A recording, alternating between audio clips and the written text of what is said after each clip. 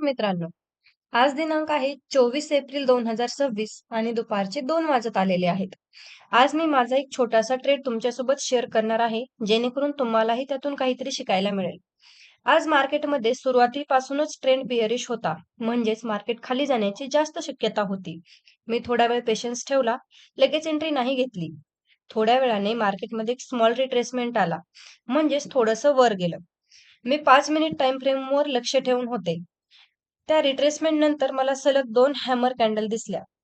ही एक strong indication होती की मार्केट पुन्हा खाली जाऊ शकतं. इथेच मी माझा डिसिजन घेतला आणि 24,000चा पीई घेतला. एंट्री घेतल्यानंतर मार्केटने माझ्या अनालिसिस प्रमाणे मूव्ह दिला.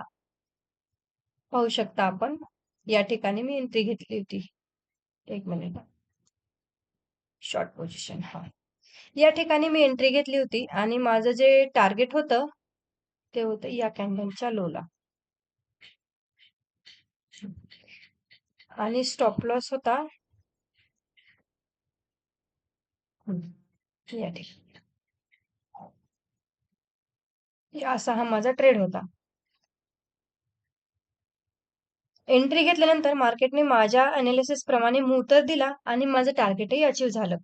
तर या ट्रेडमध्ये आपण एक गोष्ट शिकू शकतो. ते म्हणजे ट्रेंड सोबत ट्रेड घ्या, पेशन्स ठेवा, प्रॉपर सेटअप मिळाल्यानंतरच एंट्री घ्या. फोमोमध्ये येऊन ट्रेड घेऊ नका. अशाच प्रकारे आपण डिसिप्लिन राहून आपली कन्सिस्टन्सी फॉलो करू शकतो आणि प्रॉफिट कमवू शकतो. Thank you.